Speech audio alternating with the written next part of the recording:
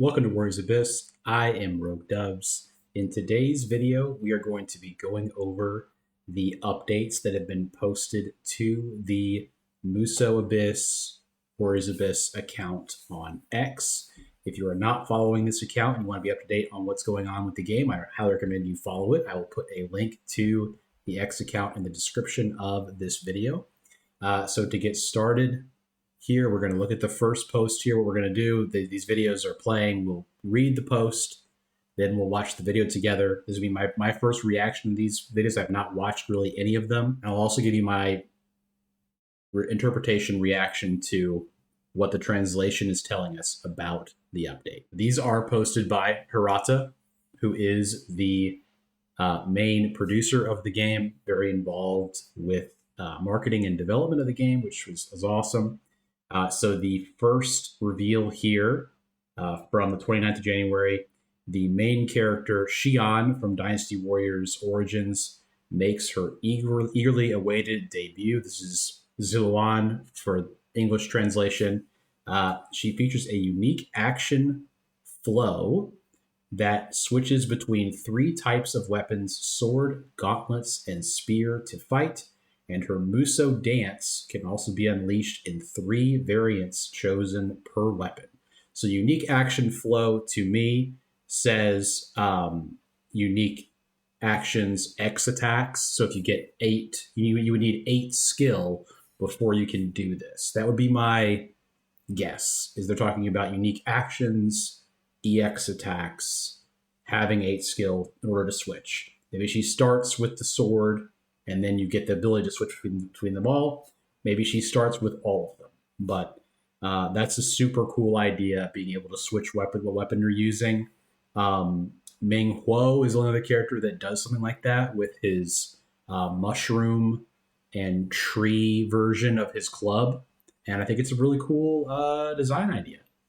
And then we got here too, additionally, since her charge attack EX is exceptionally powerful, collecting technique seals becomes crucial when using Shion. So, like I said, her skill appears to be the most important thing to try to find, which, if you've been watching the streams, you have probably seen that I have also discovered how powerful having a ton of skill is.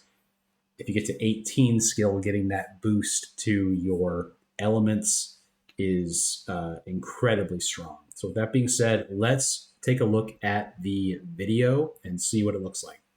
All right, so we got a 24-second clip here. This is my first time seeing this as well.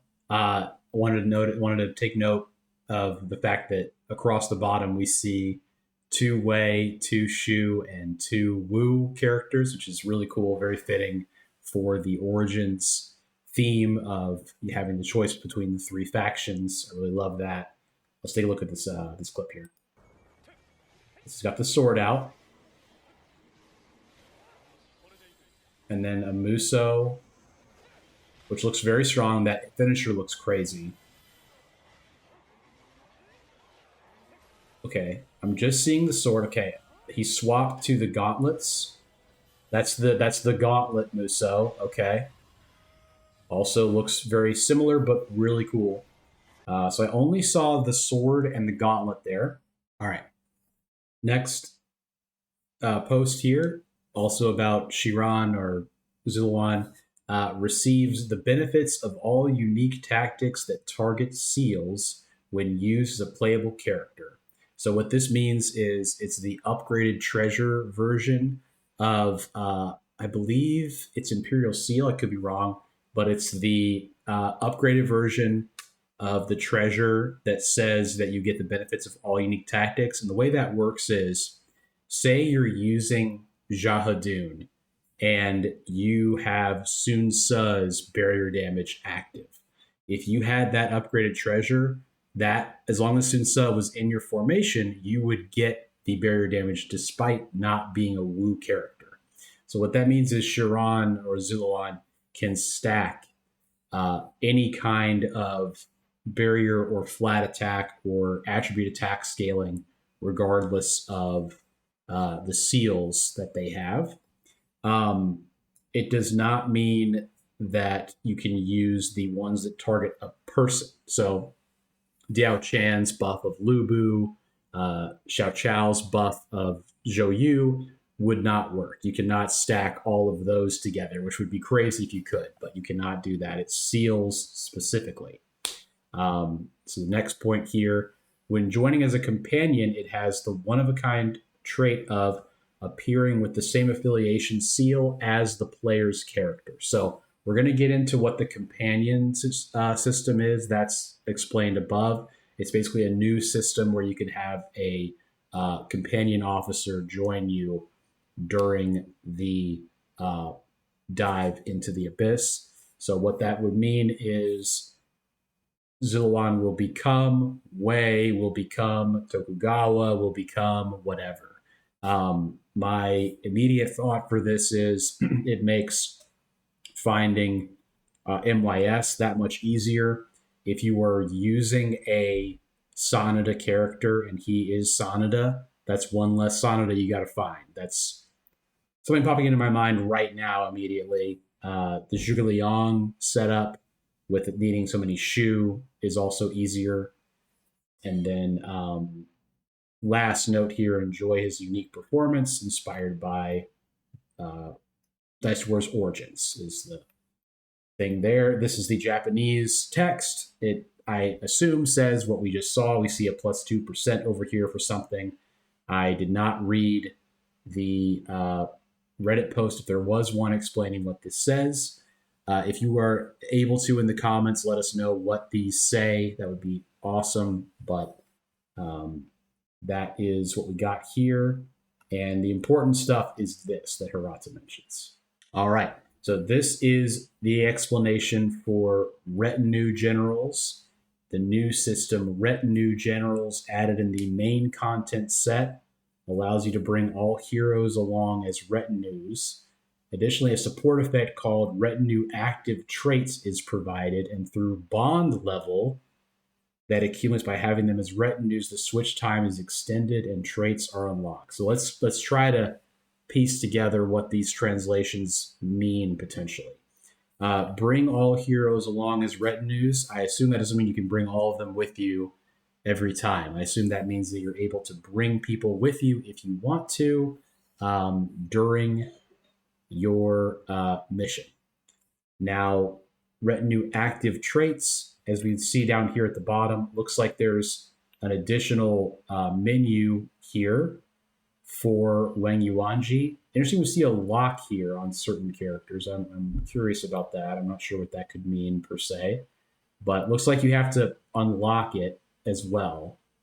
So maybe you need 6 ice and something else, 5 of them, to get this actual trait active.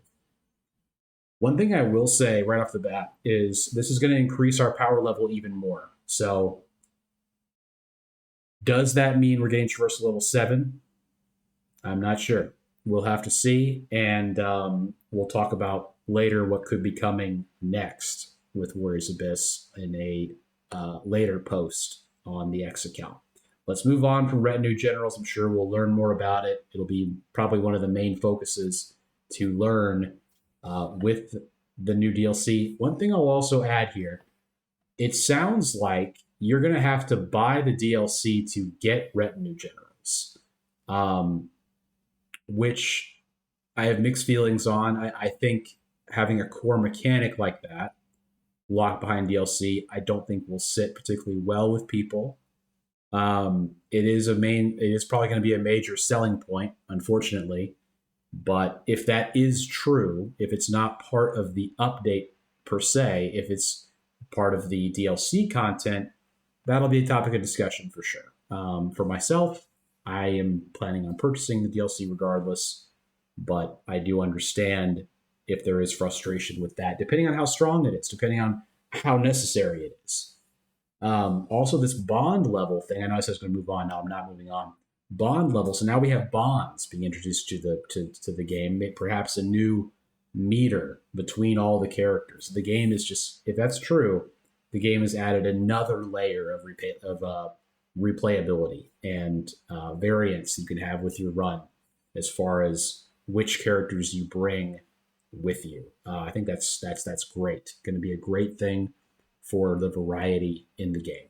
Okay, so this is going to be a video explanation. Another brief thing here we'll go over. When an escort general is present, which I assume is the same as a retinue general, I'm not going to think it's different. The substitution gauge is displayed. The substitution gauge accumulates through actions such as defeating enemies, like everything else. When the gauge is at its maximum, you can consume the gauge to switch with the escort general for a certain period of time.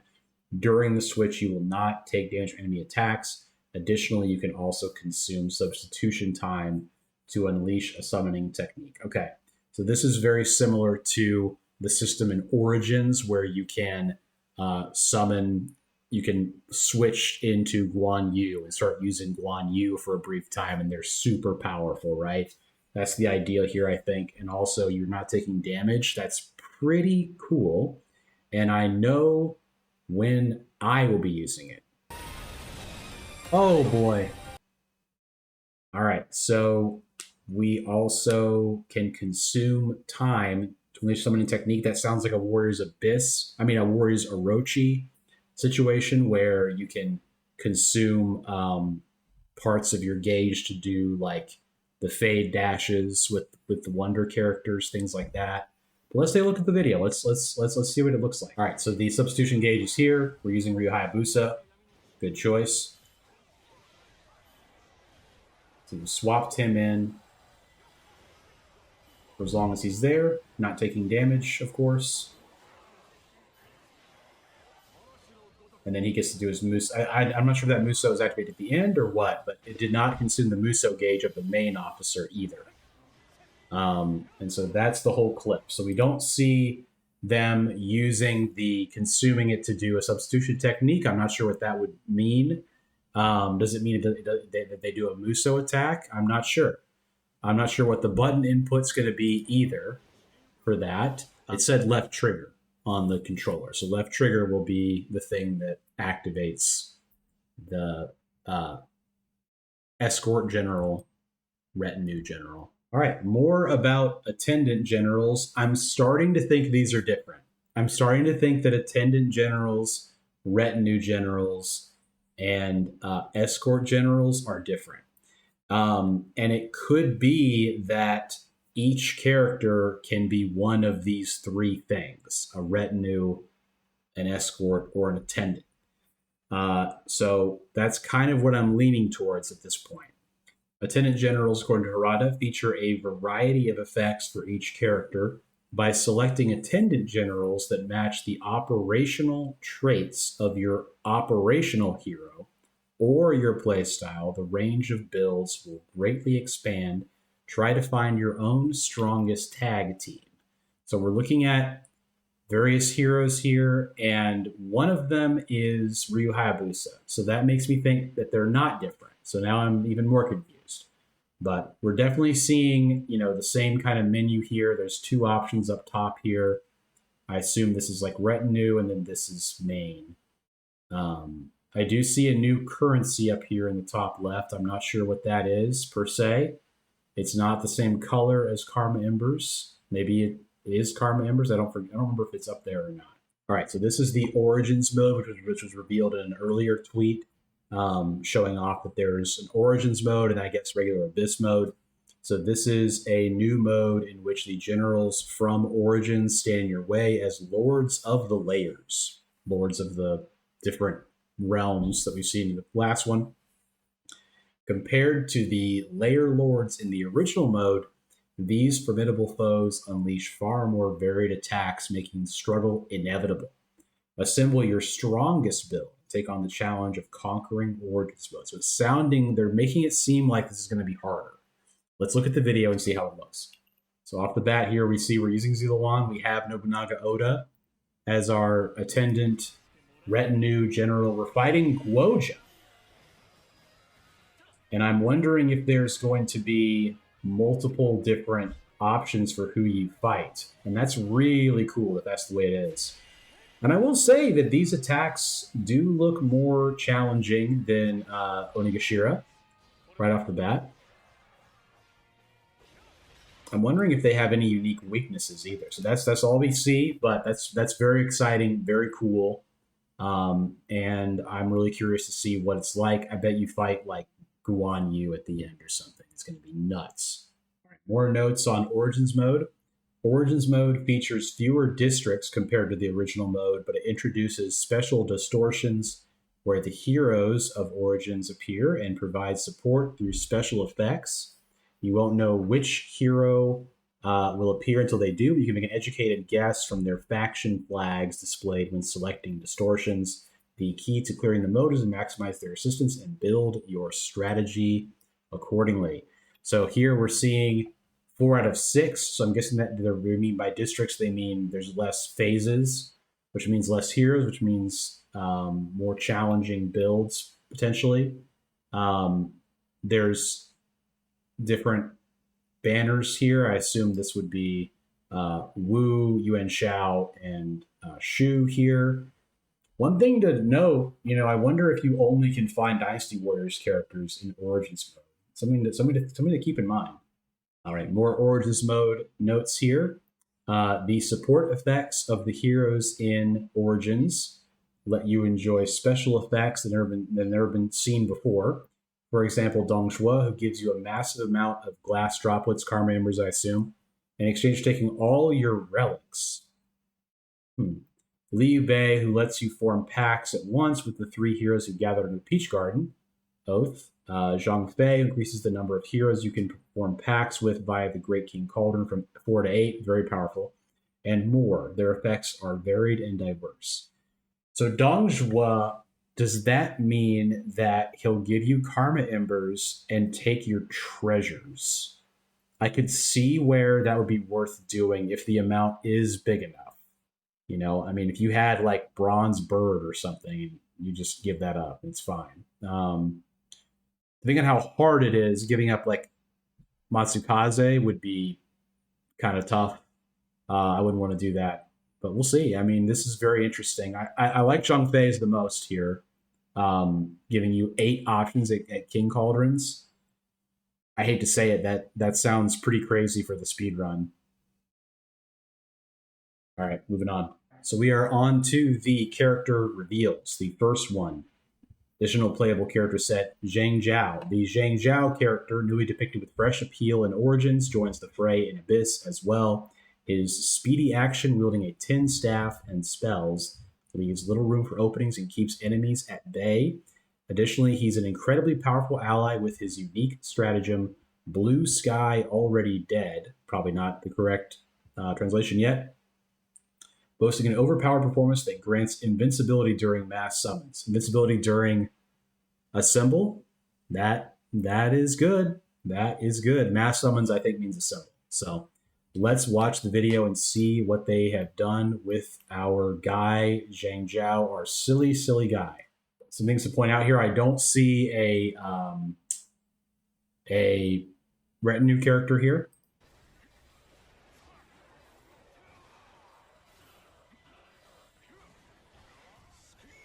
Cool.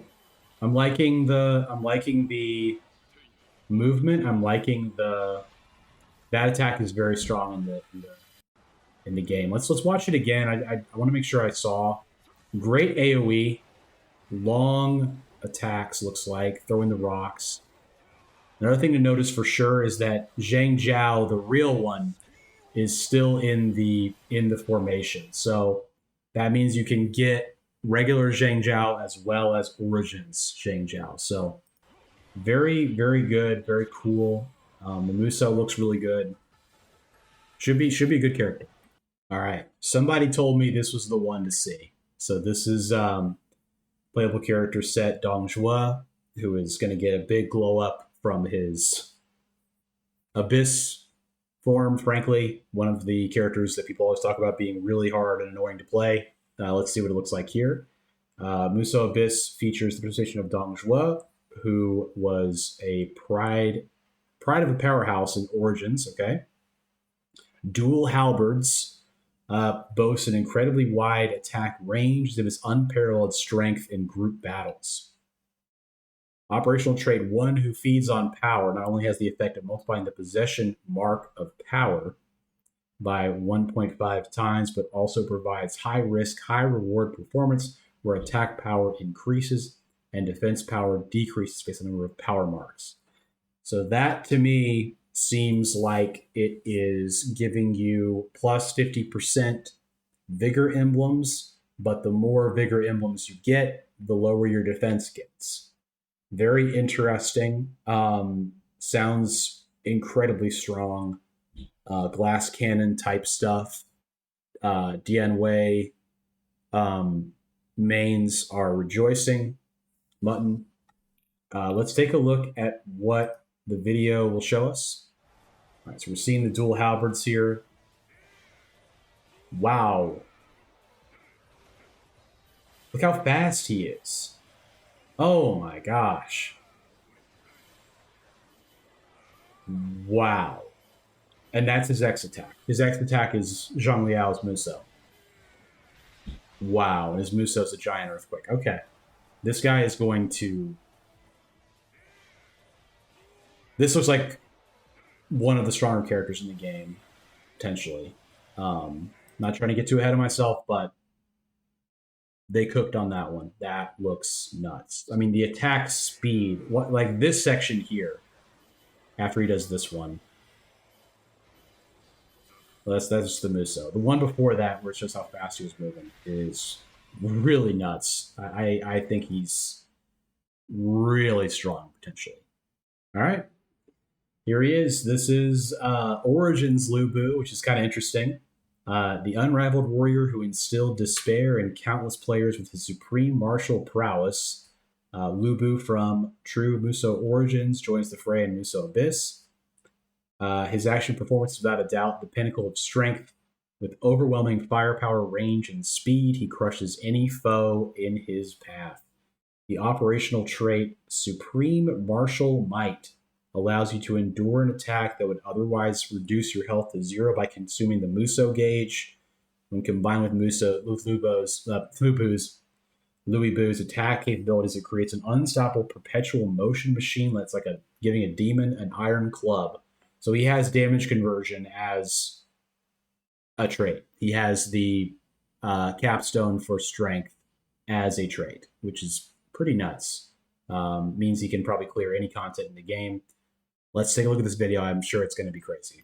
All right, so you can see there's a difference in the head thingies he has. Great movement already. The range is insane. This looks more like Dynasty Warriors, like 8 level Lu Bu, but that range was nuts. How do they even get close to it? Yeah, I mean, let's watch it again. Just, man, devastating. Devastating power. I mean, the range and the speed, again, he's going to be a monster, as you would expect. Just nuts. Looks pretty good for speedrun, too, gotta say it. Gotta say it. All right, and the final, most recent post from Hirata, telling us that until now we've been explaining the concept of DLC, but starting tomorrow, which will be tomorrow as of this video being posted on the 4th of February, there will be explanations of the free update, at least on the same day. So that may give us more of an idea of what is actually with the update and what's with DLC, or rather maybe what's being changed, who's being changed, that sort of thing. So that'll conclude the posts. I'm now caught up. You're caught up with what has been posted about the update coming on the 15th of February. Please let me know in the comments your thoughts on anything that we talked about in this video. If you thought I was incorrect with any of my guesses. The thing I'm most unclear about is if Retinue, Escort, and Attendant generals are the same thing. If they have different effects, depending on which one they are, if they just worded it differently for some reason, or what that was about. But other than that, I feel pretty good about my interpretations of the translations. The translations were fine. I mean, you kind of have to know the game, I think, to know what they're talking about. So hopefully this was helpful if you were confused by the translations. If you did learn something from the video, appreciate a like on the video here. We did put in some time and effort on it. And if you have not already subscribed, I'm close to 400 subscribers, and then we'll need 100 more for 500, which will give us the opportunity to add memberships to the channel and give you guys emotes for YouTube chat. So that will be really fun. And of course, as I said, let me know in the comments what you think of the update or anything else. Love to hear from you guys down there. Love talking to you. All right. Have a good evening. And can't wait for the 15th. I'm sure you can't either. All right. Have a good one.